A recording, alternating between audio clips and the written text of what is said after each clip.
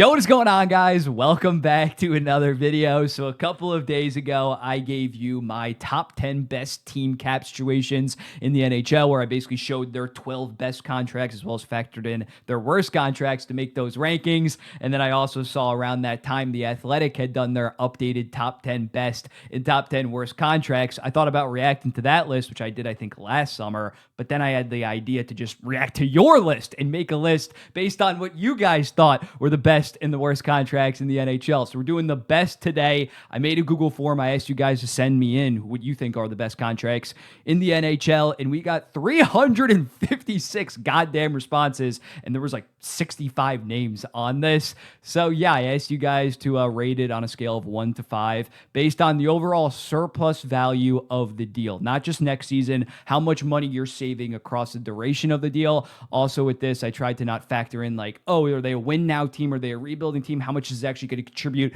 to success? Just pretty black and white, the net surplus value of these deals. So yeah, we got 356 responses. Babiak made the graphics of the top 50 for me, so I'm also blind reacting to this like you guys. And we're going to get into it. We're going to start with 41 through 50. We're going to go through 50 through 65 after 51 through 65.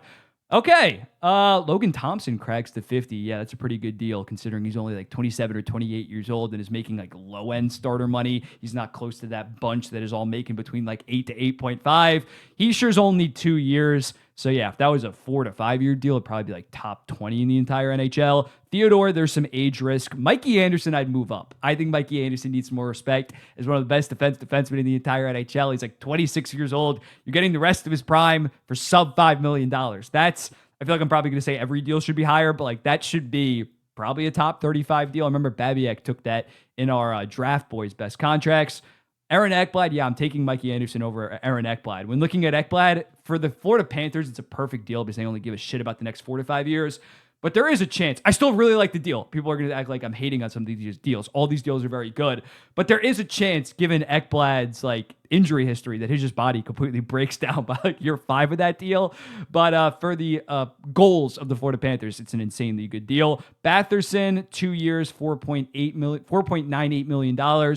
Very good value there, but again, only 2 years. That, like, as soon as he signed that deal, it was like 5 or 6 years. It was an amazing deal. Matthew Nice, 6 years, $7.75 million. I expected that one to be a little bit higher. Hasn't fully had like a 70, 75 point season, so I can see why maybe people will be a little bit lower on it. I'd probably move it up. I like the early 20s guys that get a bag, so you don't have to worry about that age regression.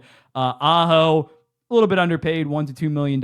It's not some kind of next level steal considering you're paying him nearly $10 million. Uyghur has aged really well. That deal looks pretty damn good. And Werenski this year was like a $12 million defenseman, so that one makes sense. Moving on to 31 through 40. Mort Seider bounced back this year in a big way. Easily a number one defenseman. I thought I was going to be biased for putting Adam Fox. Not biased, but I thought like my Adam Fox glaze, you guys wouldn't rank him, so that's interesting to see. I expected him to be like 57th or something like that. But yeah, even if you're like low on Adam Fox, he's still easily worth 10.5, probably $11 million going forward, and he's only 27 years old. Wyatt Johnston, I expected him to be higher from you guys. I don't know, like, I guess maybe he just had such a bad playoff run, and he hasn't fully put together a regular season that's like 75, 80 points. It's a great deal, don't get me wrong. I just was kind of expecting him to be higher. I kind of like that you guys put him only in this range until he kind of proves it fully during the regular season, and it's only 5 years. Eriksson Ek, yeah, this time last year when he had 5 years left and was coming off like a 65-point season, it was arguably a top 20 deal. Got hurt this year, was not as productive offensively, so I think that rating is about fair ranking. Caulfield, I'd honestly move up. I'm going to say that 9,000 times, but 37 goals, 6 years, 24 years old, under $8 million, getting one of the best goal scorers in the NHL. That would probably be in my 20s. Strome below Hyman, I got to disagree with that pretty heavily. I know Hyman is a great player in terms of that perfect complementary piece to McDavid, but Strome is like a number one center, and he's 28 years old. There's Hyman's like 33 and coming off of, what he hurt? Broken wrist or something like that. Yeah, I'd easily have Strome higher. Hyman still would be top 50 for me, but not quite that high. Matthew Tkachuk, if he stays healthy in the regular season, he's probably top 25, but that has not really been the case come playoff time.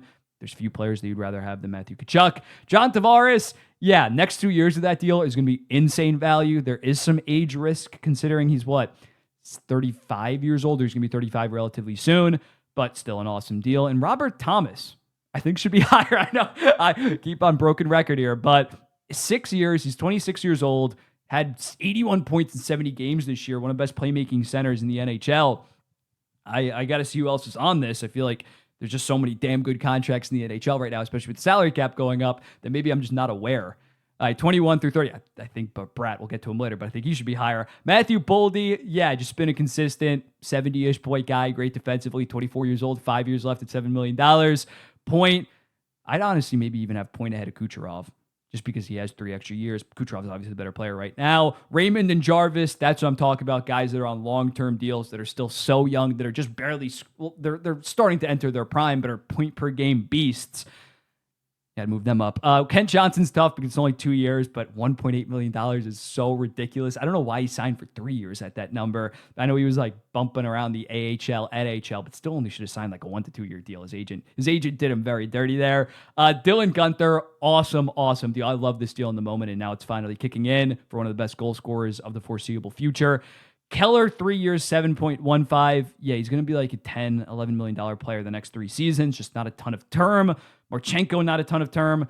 Brat, for me, is like a top 25 to 35 player in the NHL. He might, I don't know if he'd be in my top 10, but I feel like he'd be a little bit higher. 11 through 20. That's insane, Sidney Crosby Glaze. Y'all are meat riding him. It's only 2 years that he's getting $8.7 million. Like, it's an insane deal. The next year, he might regress a little bit, but even if he does, he'll be a $12 million player. But compared to some of the guys with term, like a David Pastrnak, a Tim Stützle, Crosby would be like in the 30s for me. I think that just you guys falling for the name, not falling, but like the name value is just so high there. It's only 2 years. Do you think he's genuinely going to be like a $14, $15 million player? Because with a guy like Stützle, I'm probably getting $2 to $3 million in surplus value the next 6 goddamn seasons. But yeah, that's my thoughts. 17 through 20. McKinnon's like McKinnon might be a top 5 contract for me. This guy is basically worth the max every single year for the foreseeable future. Call me crazy. I know it's 12.6 is a huge number, but he's a $16 to $17 million guy, and I don't see him slowing down soon. Heiskanen makes sense. I don't know if I would have him this high. It's only 4 years, 8.45. He's easily a $10.5 to $11 million defenseman and is in his prime. Morrissey, 3 years, 6.25. Again, just not a ton of term, even though the next 3 years are going to be awesome in terms of that. Stankoven, I didn't even see that one. That in terms of potential, if he reaches his potential, yeah, he's going to be like a $10 million player with the cap going up. Not right now, but I don't know if I would have him that high. Reinhart, 7 years, 8.63. There is some age risk with that, but he's just such a smart player and plays such a perfect two-way game that I don't think that the age risk is really going to happen until like the final year, 2 years remaining with that deal.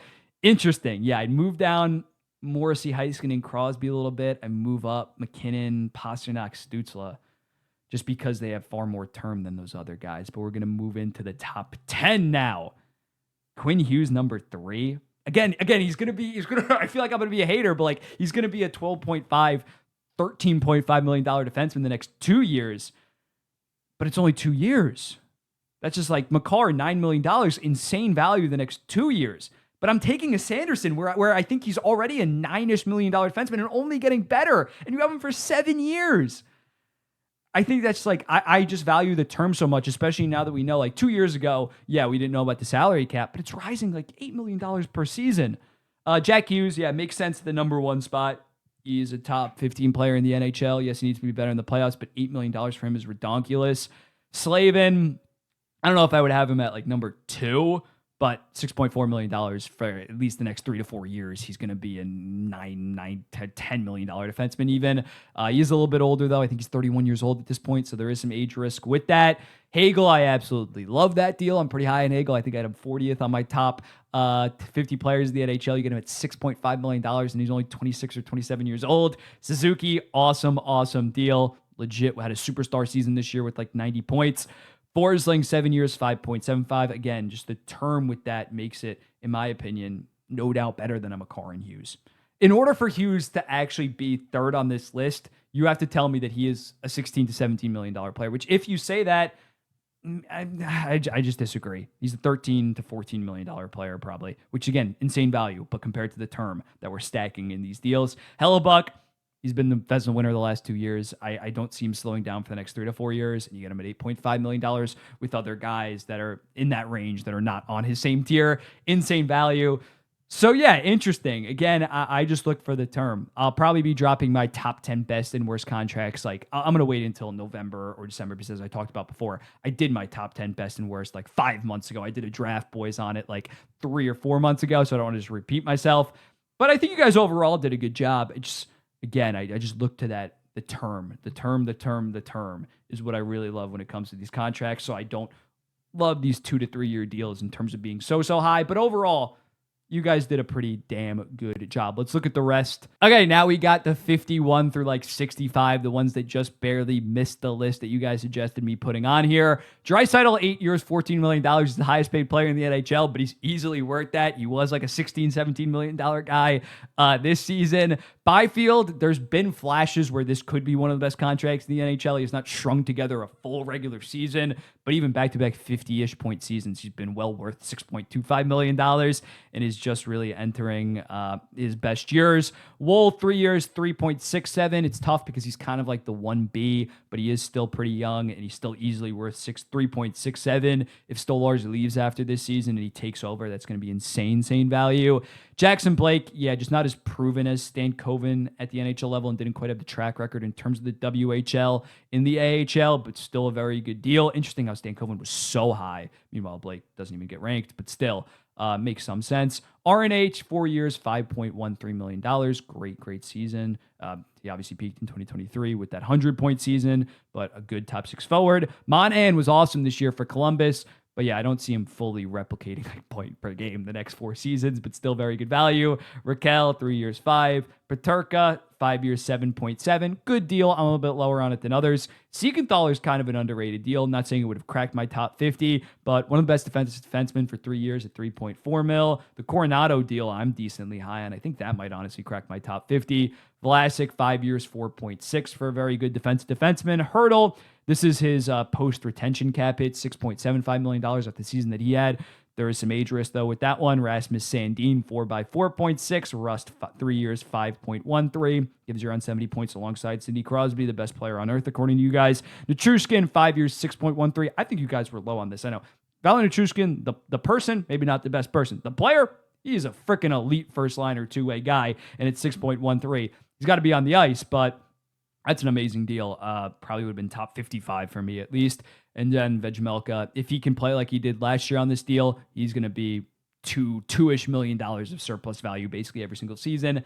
As a solid starter, let me know in the comments. What do you think about this list? Are there any contracts? I feel like I went team by team, even after I added the ones that you guys submitted. And I feel like I captured every single contract that should have been considered for the most part. Maybe there's one that would have slipped in at like 49th or something like that. But let me know, and I'll let you know if I made a mistake with that and if I would have him in my top 50. We'll be doing worst contracts, probably not till Thursday, considering tonight we have Manager Monday, Tuesday tier list and podcast, Wednesday redraft. So coming Wednesday, your top, it's going to be only like a top 40 because for the worst contracts, I only put like 50 names on the list or like 55 names on the list. But be on the lookout for that. I'll be seeing you in the next one. Peace.